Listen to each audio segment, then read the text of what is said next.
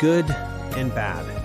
In the quiet corridors of our minds, we often find ourselves wrestling with these absolutes, trying to place ourselves and others into neat, predefined boxes. Yet life, in its relentless and often indifferent march, rarely operates on such a clear-cut binary. We learn, sometimes through a gentle nudge and other times through a jarring shove, that these labels are frighteningly fluid, shifting like sand dunes in the wind. The reality, stripped of its social niceties and polite fictions, often boils down to a far simpler, more primal calculus: self-interest. It is a disquieting thought, one that lingers in the silence of a late night, after the distractions have faded and we are left alone with our own reflections.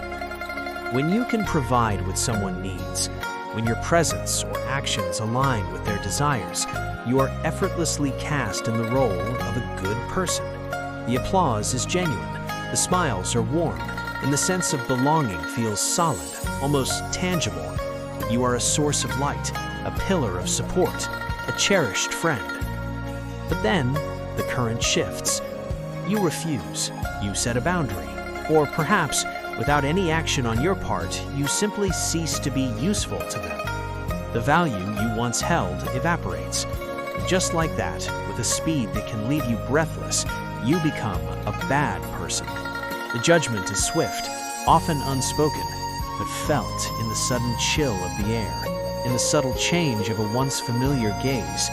You are left standing in the echo of their departure, grappling with the whiplash of being recategorized, not for a transgression, but for a simple realignment of needs. Sometimes, in the intricate dance of human relationships, you find yourself hated without having done anything wrong. It's a bewildering experience, a dissonance that hums beneath the surface of your days. You retrace your steps, replay conversations in your mind, searching for the misstep, the careless word, the offensive act. But there is nothing to find. Your only crime was not doing what they wanted.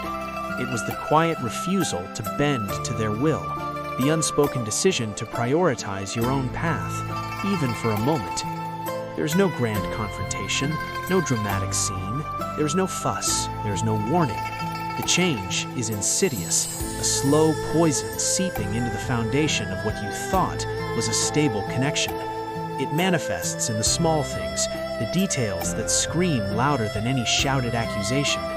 It is there in a change in their gaze, a flicker of something cold and distant where warmth once resided. You notice it in a different way of speaking, the words clipped, the tone flat, the easy laughter gone. And then comes the final, almost imperceptible act, a very subtle turning away, a slight angle of the shoulders in a crowded room, an unanswered text, a plan that is perpetually postponed. They have turned away from you, and you are left with the cold, hard truth that your mere existence, independent of their desires, was enough to warrant their disdain. You did nothing wrong, and yet you were condemned. There was a time when someone called you a shining example. They held you up as a paragon of generosity, of selflessness. The words were honeyed, the praise effusive, and for a while you believed them. You wore the label like a badge of honor, proof of your inherent goodness. But the foundation of that praise was built on your compliance, on your willingness to give a piece of yourself away. It existed only because you helped them, often at your own expense. It was validated only because you suffered a loss, big or small, so that they could gain. You carried their burdens, absorbed their costs, and in return, you were granted their approval. It felt like a fair exchange, a noble sacrifice. And then, one day, the sacrifice no longer takes place. You reclaim your time. You protect your energy. You say no to a request that asks too much. The wellspring of your giving runs dry, not out of malice, but out of a need for self-preservation. And then that same person, the one who once sang your praises from the rooftops, will not hesitate to call you selfish. The shift is jarring, the accusation sharp and unexpected. You haven't changed. You haven't become a bad person. The only thing that has changed is that you have stopped giving. Your value in their eyes was never about who you were, but what you provided. When the provision stopped, so did the admiration.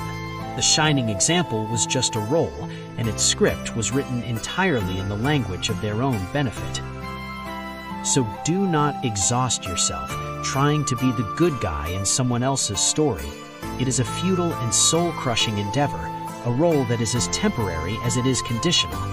That role, the one of the benevolent hero, the selfless savior, only exists as long as it still brings them a tangible benefit.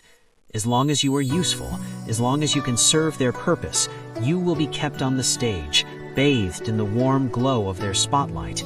You are the protagonist, the indispensable character in their personal narrative. But the moment that utility fades, the moment your presence no longer serves their plot, the story moves on without you. When it is all gone, when you can no longer offer what they seek, you will be replaced. The curtain falls on your part, and another actor is brought in to take your place. There will be no pity for your efforts, no tearful farewell. There will be no gratitude for the sacrifices you made, for the times you put their needs before your own. The history of your contributions will be erased as if it never happened. No reason will be needed for your dismissal, no explanation offered. You are simply written out of the script, your character arc concluded not with a bang, but with a quiet, indifferent turning of the page.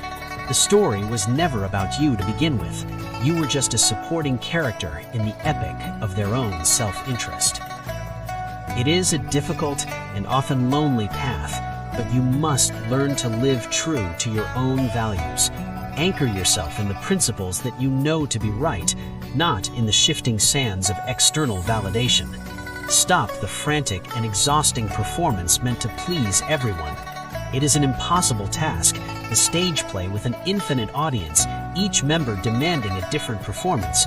You will contort yourself into unrecognizable shapes, silencing your own voice until you can no longer hear it, all for a smattering of temporary applause. Do not sacrifice excessively. Giving is a beautiful act, but it becomes a form of self-harm when it is done to purchase affection or approval. True connection cannot be caught with the currency of your own well-being. You do not need everyone's approval to exist, to be worthy, to be whole. The constant search for it is a chain that keeps you tethered to the whims of others. Release it. Let the need for universal validation fall away. Whoever can stay with you, with the real you, in all your flawed and authentic glory, will stay.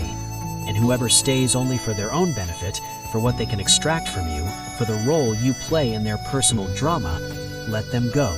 Let them walk away. Their departure is not a loss, it is a liberation. It is the clearing of space for those who can see you, not just what you can do for them. When you finally, truly understand this, a certain quiet calm will settle over you. You will find that you are less disappointed by the actions of others. The sudden shifts in affection, the unexplained coldness, will no longer feel like a personal failing. You will no longer be surprised by misunderstandings that seem to come from nowhere, because you will recognize them not as a failure of communication, but as a deliberate recasting of your character in their narrative. You will no longer be so deeply hurt by betrayals, because the sting of them will be lessened by the clarity of your understanding. The pain might still be there, a dull ache of what you thought was real, but it will not shatter you, because you know, with a certainty that is sorrowful and liberating, that they never loved you for who you are. They never saw the person standing before you with all your complexities, hopes, and fears. They only ever loved what you brought to the table. They loved the convenience, the support, the reflection of themselves they saw in your compliance. They loved the function you served, and when that function ceased, so did their love. The shining example was just a role, and its script was written entirely in the language of their own benefit.